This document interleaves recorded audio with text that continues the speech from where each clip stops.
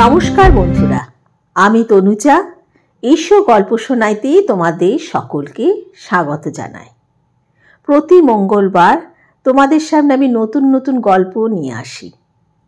আজকের গল্প সুচিত্রা ভট্টাচার্যের অস্ত্ররাগ। অটো থেকে নেমে কয়েক সেকেন্ড থমকে দাঁড়িয়ে রইল সুজাতা। মনে মনে ছালিয়ে নিল ঠিকানাটা। বিথি কাল যেমনটা বলেছিল তাতে তো বাস রাস্তা থেকে দূরে হওয়ার কথা নয়। হাঁটা পথে বড় জোর মিনিট 5। একটা রিক্সা নিয়ে নেবে? থাকবে, বয়স যাই হোক, এখনো তো পা দুটো অচল হয়নি। অঘ্রাণে দুপুর, আকাশে ছেঁড়া ছেঁড়া মেঘ, একটা মলিন রোদ বিছিয়ে আছে শহরের গায়ে। বাতাসে সামান্য শিরশিরে ভাব। তাঁতের শাড়ির আঁচলখানা ভালো করে গায়ে জড়িয়ে নিয়ে সুজাতা চলা শুরু করল। কপা গিয়ে ঘড়ি দেখল কবজি উল্টে। অমনি মন খচখচ। 2:30 বাজে। আর ঘণ্টাখানেকের মধ্যে নাতি নাতনি স্কুল থেকে ফিরবে হুড়মুড়িয়ে। ওই সময়টায় সুজাতার বাড়িতে না থাকাটা কি ঠিক হলো? মাম্পি ভুতুমের অবশ্য ঠাম্মাকে আর তেমন প্রয়োজন হয় না। তাকে আর সেভাবে ওরা আমলও দেয় না। ঠাম্মা নামের একটা মানুষ আদৌ ঘরে আছে কি নেই সেটুকুও খেয়াল করবে কিনা সন্দেহ। বৈকালিক জলখাবার বানিয়ে দেওয়ার জন্যে বাড়িতে মালতী মজুদ। তড়িঘড়ি ইউনিফর্ম ছেড়ে নাকে মুখে যা হোক গুঁজে ভাই বোন তো ধা মারবে যে যার মতো। মাম্পি যাবে টিউশন পড়তে ভুতুম সামনের পার্কে। অতএব তাদের কথা ভেবে সুজাতার গৃহে অবস্থান করাটা তো নেহাতি মূল্যহীন নয় কি? তবু চিন্তা পিছু ছাড়ে কই। যদি কোনো কারণে সময় মতো না ফেরে ছেলে মেয়ে দুটো, যদি পথে স্কুল বাস খারাপ হয়, যদি অন্য কোনো সমস্যায় আটকা পড়ে স্কুলে। রুমা তো মাঝে মাঝেই 4টে নাগাদ ফোন করে অফিস থেকে, খোঁজ খবর নেয় ছেলে মেয়ের। তখন যদি শোনে ওরা এখনো আসেনি, ওদিকে শাশুড়ি ঠাকুরন কোথাও একটা চড়তে বেরিয়ে গিয়েছে, রুমা খুব প্রীত হবে কি? মুখে হয়তো বলবে না কিছু, তাও না, রুমাকে বোধহয় সকালে জানিয়ে দেওয়া উচিত ছিল। কি করবে, আজই যে বিথির ডেরায় ছুটবে এমন তো পরিকল্পনা ছিল না। বহুদিন পর কাল বিথির ফোনটা পেয়ে জোর চমকেছিল বটে। অবিলম্বে দেখা করার বাসনাও জেগেছিল। তারপর সন্ধেবেলা টিভি সিরিয়াল দেখতে দেখতে কখন যেন চাপাও পড়ে গিয়েছিল ইচ্ছেটা। সকালে বাড়ি ফাঁকা হতে ফের কৌতূহলটা এমন চাগার দিয়ে উঠল, যাকগে মুরুক্কে, অত টেনশন করার কোনো মানেই হয় না। সুজাতার হাতে সংসারটা ছাড়া থাকে বলে তার কি ইচ্ছে মতো বেরোনোরও স্বাধীনতাও নেই? রুমা কবে দেরিতে ফিরবে, বাবুন কবে অফিস ট্যুরে বাইরে যাবে, কিছু কি আগে থেকে জানতে পারে সুজাতা? বলার প্রয়োজন বোধ করে কেউ? পরশুই তো দুজনে কোনো বন্ধুর ম্যারেজ অ্যানিভার্সারিতে গেল। রাত্রিরে যে তারা খাবে না শুনতে হলো কিনা মালতীর মুখ থেকে। তাহলে চিন্তা ছিঁড়ে গেল সহসা। শান্তিনীর এসে গিয়েছে। কালো গেটের গায়ে সাদা হরফে লেখা নাম ঠিকানাটা চোখ কুচকে একবার পড়ল সুজাতা। তারপর চশমা ঠিক করে ভেজানো গেট ঠেলে ঢুকেছে অন্দরে। সামনেই একফালি সবুজ, 3 ধারে তার মৌসুমি ফুলের সমারোহ। গাঁদা, চন্দ্রমল্লিকা, ডালিয়া, পমপম। কুড়ি এসেছে ডালিয়ায়, ছোট ছোট গাঁদা ঝিকঝিক হাসছে। মাঝখানে একটা তুলসী মঞ্চও আছে বাঁধানো। বাগান ঘিরে ইউশেপের দোতলা বাড়ি, টানা বারান্দাওয়ালা। সুজাতা যেখানে দাঁড়িয়ে তার ওপরেই বুঝি অফিস ঘর। কারা যেন কাজ করছে সেখানে। অদ্দূর অব্দি অবশ্য যেতে হলো না। তার আগেই এক বয়স্কা মহিলা একতলার সরু বারান্দায়। কাকে খুঁজছেন? সুজাতা এক পা এগুলো। বিথি, মানে বিথিকা ঘোষাল। বিথি? একটু দাঁড়ান, ডেকে দিচ্ছি। মিনিট কয়েকের মধ্যেই চটি মশমশিয়ে বিথির আবির্ভাব। সুজাতার মতো ভারিক্কি হয়নি শরীর, একই রকম রোগা আছে এখনো, একই রকম রিজুও। বিথির লম্বাটে মুখে একগাল হাসি। ও মা, তুই আজই আসবি, কাল তো বললি না? সুজাতা মিটিমিটি হাসছে। তুই একাই সারপ্রাইজ দিবি নাকি? ভাবলাম আমিও তোকে। বেশ করেছিস, আয়। হাত ধরে প্রায় কিশোরীর উচ্ছলতায় সুজাতাকে দোতলায় নিয়ে এলো বিথি। যেতে যেতে বকে যাচ্ছে অবিরাম, এখন নাকি একতলার বড় ঘরে টিভি দেখছিল অনেকে মিলে। দুপুরের দিকে এই সময়টায় টিভি সিরিয়াল দেখা নাকি একটা ছল, দিবানিদ্রা এড়ানোর জন্য নাকি জড়ো হয়। নামকাওয়াস্তে টিভি চলে, যে যার মতো গল্প করে যায়, এতে নাকি দুপুরগুলো হুসহুসিয়ে কাটে। টানা বারান্দার প্রায় শেষ প্রান্তে নিজের ঘরখানায় সুজাতাকে এনে বসালো বিথি। ছোট্ট ঘর, মেরে কেটে 10x10, তার মধ্যে একটা সিঙ্গেল বেড খাট, ছোট আলনা, বেটে আলমারি, এক সেট টেবিল চেয়ার, খুদে টিভি স্ট্যান্ড, দেওয়ালে আয়না, দরজার ধারে ছোট টুলে জলের কুজো। এত জিনিস ঢুকলো কি করে এখানে? লাগো একটা বাথরুমও আছে, আয়তনে ঘরের সঙ্গে মানানসই। শাওয়ার পায় কমোডের ওপর ঝুলছে। পলকের জন্য বিথি শ্বশুরবাড়িখানা ভেসে উঠল সুজাতার চোখে। প্রাচীন বাড়ির একটা অংশে থাকতো বটে, কিন্তু কি বিশাল বিশাল ঘর! কত বছর আগে গিয়েছিল সুজাতা, তবু এখনো মনে গেঁথে আছে। কি এমন হলো যাতে ঠাই নাড়া হয়ে বৃদ্ধাশ্রমের এই খুপড়িতে এসে মাথা গুঁজতে হলো বিথিকে? প্রশ্নটা জিভে এসে গিয়েছিল, তার আগেই বিথি জিজ্ঞেস করল, কি রে, চা খাবি তো? এখন? সুজাতা একটু আমতা আমতা করল। তোদের লোকজনরা বিশ্রাম করছে। তুত, ঘরেই বানাবো, ইলেকট্রিক কেটলি আছে। বানা তাহলে। আমি কিন্তু চিনি দুধ খাই না। আমিও না। খাটের তলা থেকে বৈদ্যুতিক কেটলিখানা বার করল বিথি। বউটি প্লাগ গুজে আন্দাজ মতো জল চড়িয়ে দিয়ে বলল, তোকেও কি সুগারে ধরেছে আমার মতো? না রে, মুটিয়ে যাচ্ছি তো। বিছানায় বসল সুজাতা। আর দুধটা না খেলে অম্বলও কম হয়। ভালোই করেছিস, চাই তো আসল, দুধ চিনি তো বাহুল্য। বিথি মুচকি হাসল। আমার যেমন এই ঘরটুকুতেই গুলিয়ে যায়। ভবানীপুরের বাড়ির এত এত জায়গাকে এখন বাড়তি বলে মনে হয়। কিছু যেন গোপন করছে বিথি। সন্দিগ্ধ স্বরে সুজাতা বলল, সেই জন্যই বুঝি চলে এসেছিস? বিথি জবাব দিল না। জল ফুটে গিয়েছে। দেওয়ালের চার থেকে চা পাতা পারতে পারতে আনমনে বলল, কতদিন পর তোর সঙ্গে দেখা হলো? তা প্রায় 16 বছর। সেই স্কুলের গোল্ডেন জুবিলিতে তুই গিয়েছিলি, বেশিক্ষণ থাকলি না। তখনই বোধহয় তোর বরের অসুখটা। 4 মাস পরেই তো চলে গেল। বিথি ফোঁস করে একটা শ্বাস ফেলল। ভীষণ ভেঙে পড়েছিলাম। সোনু তখন সবে চাকরিতে ঢুকেছে, রাজা হায়ার সেকেন্ডারি দেবে। 11 বছর আগে হঠাৎ হার্ট অ্যাটাকে চলে যাওয়া সেই নিজের মানুষটিকে যেন ঝলক দেখতে পেল সুজাতা। ব্যাংকের ব্যস্ত অফিসার রিটায়ারমেন্টকে যেন মানতেই পারল না। কি অদ্ভুত এক ছটফটানিতে ভুগত সারাক্ষণ। বছর ঘুরতে না ঘুরতে মৃত্যু এসে সব চাঞ্চল্য ঘুচিয়ে দিল। তখন সে সুজাতার মনের উপর দিয়ে কি ঝড় গিয়েছে। দিনের পর দিন, মাসের পর মাস। এখনও কি থিতিয়েছে পুরোপুরি? যেন বিথিকে নয়, যেন নিজেকে শুনিয়ে সুজাতা বলল, জানি রে, সহেলিদের মুখে শুনেছি তুই কারোর সঙ্গে আর মিশতিস না, কোথাও যেতিস না। ভালো লাগতো না, কিচ্ছু ভালো লাগতো না তখন। সারা দিন শুধু শুয়ে থাকতাম, কেমন চুবুথুবু মেরে গিয়েছিলাম। আমাকে চাঙ্গা করার জন্য সোনু বোধহয় তাড়াতাড়ি বিয়েটা করে ফেলল। সুজাতাকে চায়ের কাপ বাড়িয়ে দিয়ে ম্লান হাসল বিথি। কিন্তু লাভ কি হলো?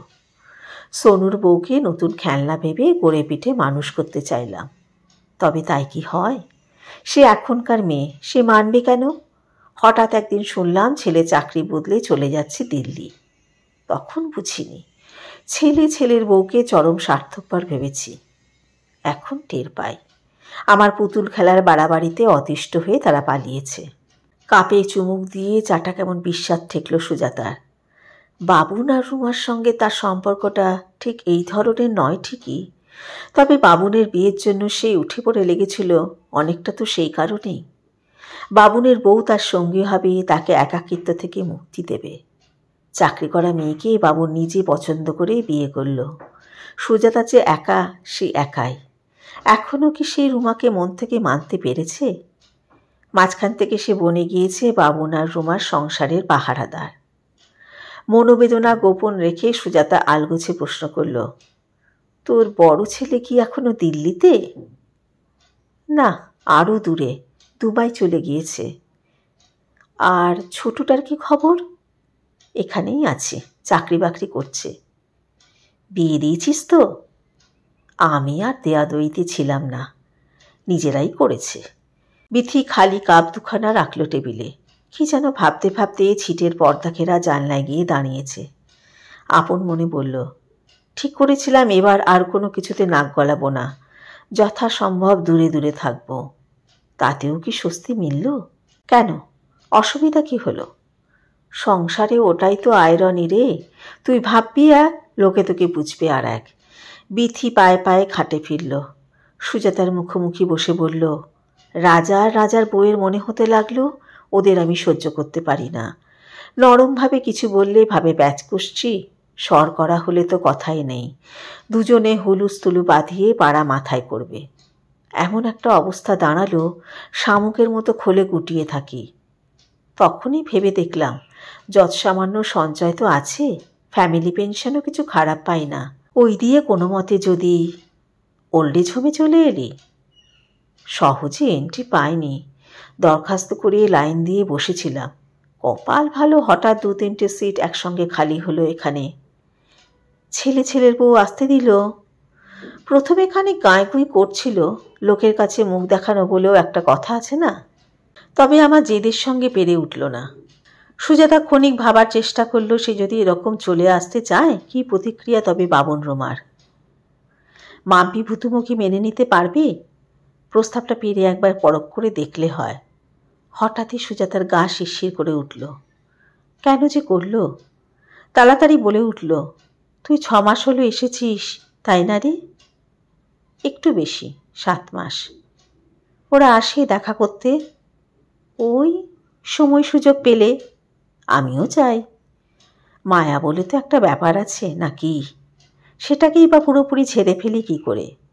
এই তো নাতনির জন্য মন কেমন করছিল বলে পুজোর পুরো একটা দিন ভবানীপুরে কাটিয়ে এলাম। এখানে তাহলে খুব সুখে নেই? কথাটা বলতে পেরেই সুজাতা যেন একটা গোপন স্বস্তি বোধ করল।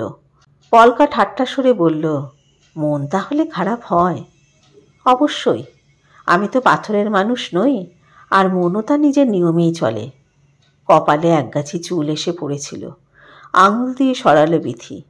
ঈষৎ কেঠো গলায় বলল, তবে একটা সত্যি কথা শুনে রাখ, আমি এখানে মোটেই খারাপ নেই। ইচ্ছে মতন খাচ্ছি, দাচ্ছি, ঘুমোচ্ছি, গল্পগুজব করছি, প্রাণ চাইলে বেরিয়েও পড়ি এদিক ওদিক। কাজকর্ম করছি না যে তা নয়, সেই স্কুলের মতো দল জুটিয়ে এখানেই ফাংশন চলছে। কবিতা পাঠ, গান, যে যা পারে শোনায়। সামনের বার বসন্ত উৎসবও হবে। এছাড়া আলপনা দেওয়ার প্রতিযোগিতা, রান্নার কম্পিটিশন। এখন তো প্ল্যান করছি পাশের বস্তির ছেলেমেয়েগুলোকে লেখাপড়া শেখাবো। এবার হাসি পেয়ে গেল সুজাতার। খানিক ব্যঙ্গের সুরে বলল, বুঝেছি। বিথি চমকে তাকালো। কি কি বুঝেছিস? এইসব 7-17 নিয়ে নিজেদের একটু ব্যস্ত রাখিস, যাতে মনের কষ্টটা কম হয়। আমিও প্রথম তাই ভাবতাম রে, এখন বুঝি এটা অন্য কিছু। কী রকম? আমার জীবনটা তুই ভাব, বিয়ের পর থেকে বর আর 2 ছেলে ছাড়া আমার তো কোনো জগতই ছিল না। বড়ও ততটা নয় যতটা 2 ছেলে। তাদের পড়াশোনা, তাদের কেরিয়ার, তাদের যাতে ব্রাইট ফিউচার হয় তাই নিয়ে ভাবনা। এতেই তো গড়িয়ে গেল 20-25টা বছর। তারপর হঠাৎ একদিন দেখলাম ওরা কেউ আর আমার আঁচলে নেই, ডানা মেলে যে যার মতো উঠছে। তখন আমার আর কিছু করার নেই, জীবনটা বিলকুল ফাঁকা। তাই বোধহয় ছেলের সংসারে বেশি বেশি করে জড়িয়ে পড়ছিলাম। জোর করে সোনু ঠক্কর দিয়ে আমায় বুঝিয়ে দিল, তুমি মা হতে পারো, কিন্তু আমার সংসারে তুমি অনুপ্রবেশকারী। সেটা এমনই মজ্জায় মিশে গেল, রাজার সংসারে আর স্বাভাবিক হতে পারলাম না। বিথি একটু দম নিল। এখানে এসে টের পাচ্ছি আমি শুধু রাজা সোনুর মা নই, প্রশান্ত ঘোষালের বউ নই। এর বাইরেও একটা বিথিকা ছিল, যাকে ইচ্ছে হোক অনিচ্ছে হোক আমি ঘুম পাড়িয়ে রেখেছিলাম। সেই বিথিকাটাই এখন এই শান্ত নীড়ে বাস করতে এসেছে। যতদিন শরীর সক্ষম থাকবে, কিংবা এখানকার দীপালিদি রত্নাদিদের মতো ভীমরতি ধরবে না, ততদিন তো নতুন বিথিকাটা তার মতো করে বাঁচুক। সুজাতা আচ্ছন্নের মতো শুনছিল। অস্ফুটে বলল, তুই যে ভালো আছিস সেটা দেখানোর জন্যই বুঝি আমায় ডাকলি? না রে, ঠিক তা নয়। মাঝে মাঝে ছোটবেলার বন্ধুদের কথা মনে পড়ে তো, তারা কে কেমন আছে জানতে ইচ্ছে করে। বিথি নির্মল হাসল। তুই নিশ্চয়ই খারাপ নেই, চাকরি বাকরি করতিস, নিজের একটা পৃথিবী ছিল, ছেলেও তো শুনি খুব বুঝতার। বুকটা চিনচিন করে উঠল সুজাতার। সত্যি কি তার কোনো আলাদা ভুবন ছিল? আছে। ঘরোয়া গৃহবধূ বিথির সঙ্গে তার যাপিত জীবনে কতটুকুই বা তফাৎ। বাবুন রুমা যথেষ্ট ভদ্র শালীন, মাকে খুব অযত্ন করে না, কিন্তু তাতে কি সুজাতার অবস্থানের কিছু অদল বদল ঘটেছে? এই যে হঠাৎ হঠাৎ হৃৎপিণ্ড দুক করে উঠছে, অজান্তেই ঘড়ির কাঁটায় চোখ চলে যাচ্ছে বারবার, এটা কার উৎকণ্ঠা? মাম্পি ভুতুমের ঠাম্মার, রুমার শাশুড়ির, বাবুনের মায়ের? অন্তত সুজাতার যে নয়, এ তো হলফ করে বলতে পারে সুজাতা। অঘ্রাণে দুপুর কখন বিকেলে মিশে গিয়েছে, একটানা বকবক করেই চলেছে বিথি। মুড়ি চানাচুর মেখে খাওয়ালো, শোনাচ্ছে শান্তিনীরের আরও অনেকের গল্প। এই বোর্ডার, ওই বোর্ডার, এই দিদি, সেই দিদি। ছেলে মেয়ে আসে না বলে কি সারাদিন গুমড়ে গুমড়ে কাঁদে। কি কবিরাজি কাটলেট কিনে এনে লুকিয়ে লুকিয়ে খায়। কে যেন দিবারাত্র পুজো আচ্চা নিয়ে পড়ে আছে। কারা দল বেঁধে সিনেমা দেখতে যায়, কত গল্পই না বলছে রসিয়ে রসিয়ে। কিছু শুনছিল সুজাতা, কিছু শুনছিল না।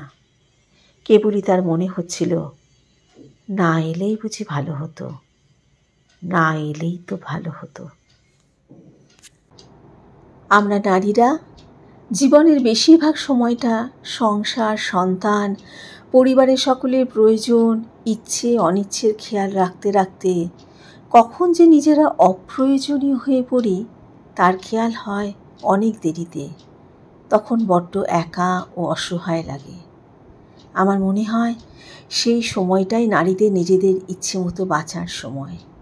নিজেদের ইচ্ছে ও ভালো লাগাগুলোর দিকে একটু নজর দিলে নতুনভাবে বাঁচা যায়। শান্তিনীর সেই অর্থে নতুনভাবে বাঁচার একটা দিক। এতক্ষণ ধরে আমার গল্প পাঠ শোনার জন্য আন্তরিক ধন্যবাদ জানাই তোমাদের। কেমন লাগলো আজকের গল্প? আমার গল্প পড়া যদি তোমাদের ভালো লেগে থাকে তাহলে আমার চ্যানেলটিকে সাবস্ক্রাইব করে লাইক করে পাশে থাকা বেল আইকনটি ক্লিক করে দিও। তাহলে যখনই আমি নতুন গল্প দেব তার নোটিফিকেশন তোমাদের কাছে পৌঁছে যাবে। আজকের মতো বিদায়। আবার সামনের মঙ্গলবার নতুন কোনো গল্প নিয়ে তোমাদের সামনে হাজির হব। তোমরা খুব ভালো থেকো, আনন্দে থেকো, সুস্থ থেকো।